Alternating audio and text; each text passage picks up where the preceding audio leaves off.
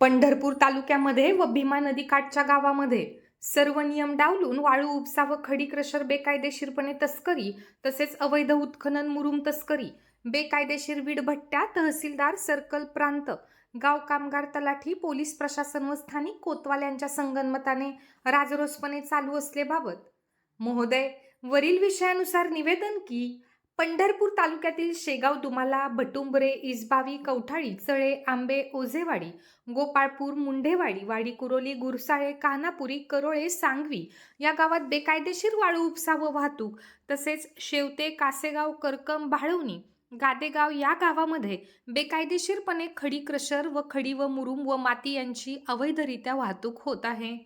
सरकारी टेंडरशिवाय स्वतःच्या आर्थिक लाभाकरिता गावगुंडांच्या मदतीने व वर नमूद अधिकारी यांच्या मदतीने व स्थानिक गुंडाच्या मदतीने जेसीबी टिपर होड्या याऱ्या यांच्या माध्यमातून वाळू उपसा करून अवैधरित्या वाहतूक केली जाते। सदरच्या वाळू वाहतुकीचे टिपर हे बेदरकपणे व अतिवेगाने चालविल्याने अनेक अपघात झाले आहेत। त्याची नोंद ही पोलीस स्टेशनमध्ये होत नाही। शिवाय बेकायदेशीरपणे बेसुमार वाळू उपसा करून त्याची अव्वाच्या सव्वा किमतीला विक्री केली जात आहे। याबाबत अनेक वेळा लेखी तक्रारीही दाखल केल्या आहेत, परंतु गेल्या 2 वर्षापासून वरील प्रमाणे अखंडपणे चालू असलेले अवैध धंदे प्रांत सचिन इथापे, तहसीलदार सचिन लंगोटे, मंडल अधिकारी दीपक विठ्ठल शिंदे, तलाठी संजय गोरे, कोतवाल महादेव बंडगर व पोलीस प्रशासन यांच्या संगनमताने चळे येथे 24 तास वाळू उपसा करून तस्करी केली जात आहे।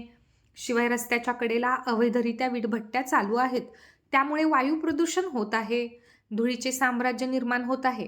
वीटभट्ट्या शासनाने घालून दिलेल्या नियमांचे उल्लंघन होत आहे। शासनाच्या कोणत्याही परवानगीशिवाय या वीटभट्ट्या चालू आहेत।